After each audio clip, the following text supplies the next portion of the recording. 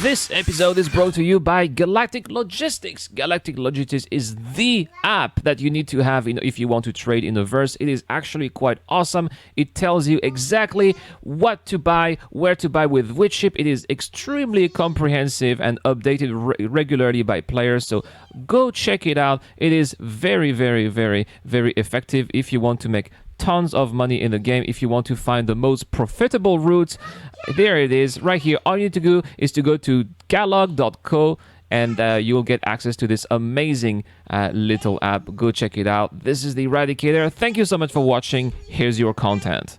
Hello and welcome to this channel, everybody. This is the Eradicator, and today it is Friday. We have another Insight Star Citizen episode brought to you right here again by Jared Huckabee, or Disco Lando, who seems to be looking much better. He seemed a little bit tired in the past videos, but I can see the sparkle in his eyes, and I like that. What I also liked is the length, which is seems to be a little bit more than week after week, which is good. It seems like the show is finally getting its cruise speed, and I like that. I think that about a quarter of an hour is about right to give us enough information on a weekly basis. So let's get started. Let's see what they're going to talk about. And today we have Benoit Beauséjour, who is working for Turbulent. He is in charge of anything website related. And of course, we have a brand new update regarding not really the website, but the brand new features, I would say, regarding what we're having on the website. It is a website-based feature. That is, of course, the customization for ships, the ship customization tool that we are now having available for 3.5.1, which was out, guys. I'm gonna make a video later about it, but with it also comes the customization tool for the 300 series, which is available for pledge. Well, it was already available before because it's one of these ships that's always available, but now it is available with customization, and I think that it's looking pretty slick. I've already made a couple of videos about the new ship customization system.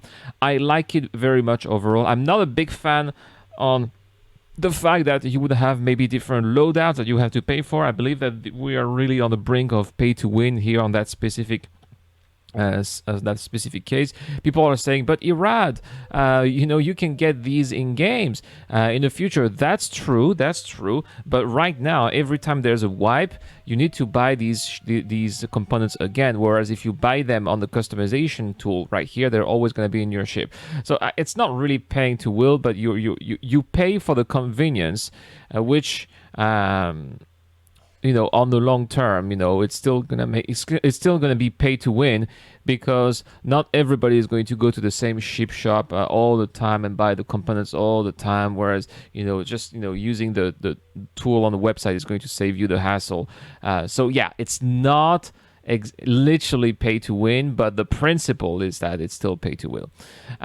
Anyway, we've already covered that pretty extensively, so let's move on to what they talked about next. Oh yeah, Benoit here was explaining how this is actually tier 0 of the current system. It has its flaws. For example, if you want to make an upgrade, then you can't, so you need to melt the ship, get the ship again, and customize it one more time. If you want to say, if you're not happy with your customization, you can't change it again, so you're gonna have to melt your ship and upgrade it again. So this is not ideal. Also, I noticed that the ships don't come with lifetime insurance. So that means that if in the future, when the game is finally out and you still have one of these ships, they're still going to have a 6-month insurance. That means you are going to insure your ship on a daily basis, not on a daily basis, but on a monthly basis. So this is something that you really have to keep in mind if you decide to buy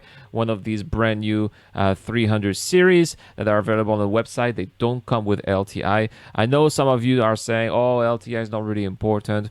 I still think it's important because it's just one more thing that you don't need to worry about in the game. Now, next, it's funny, they were showing some of these old school 300 series. To me, this will always be the 300 series. That's the 300 series. I miss it so much already.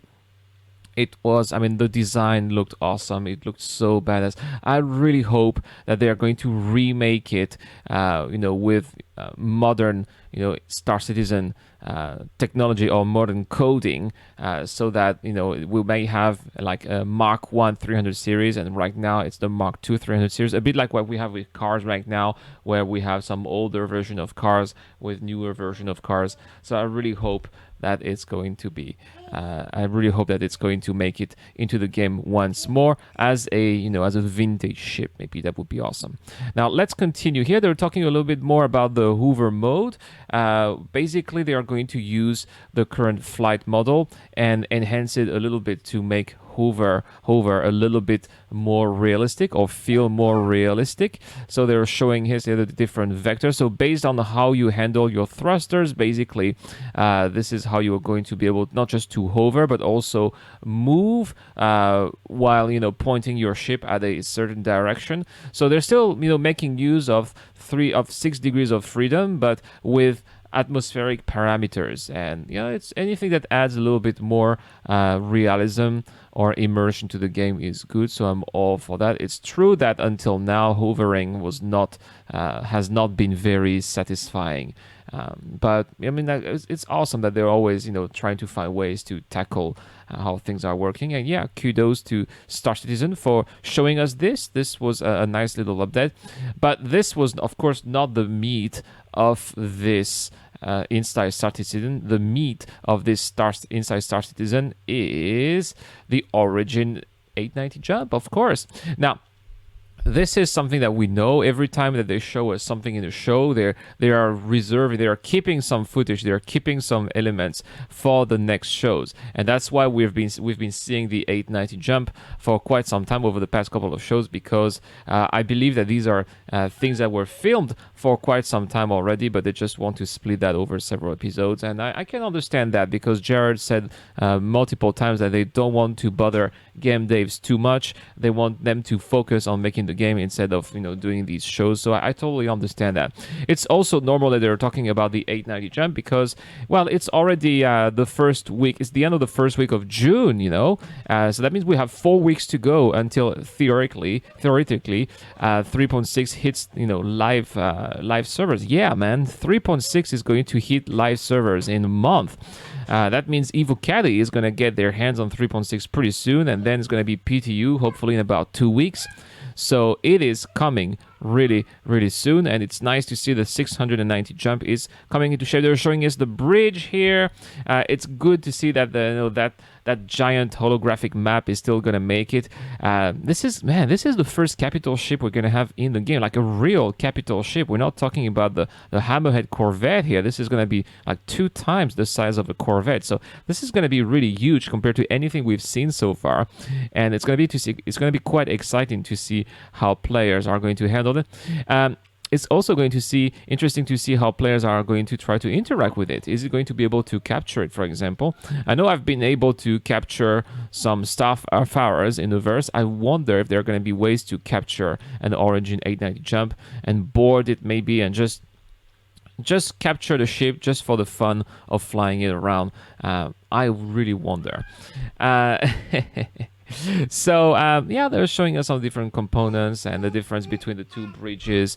So there's one, the regular bridge will be for leisure, the other bridge would be like a bunker type of bridge for fighting, for combat at least. So yeah, great work here, great piece of information in today's in Star Citizen.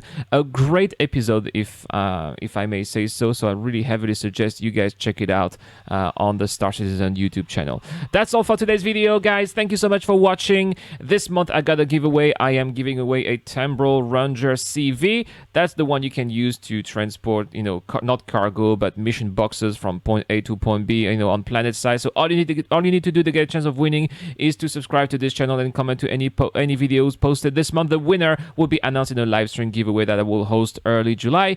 Good luck to everybody. Again, this is all for this video. Thank you so much for watching. This is the Eradicator. I'm signing out.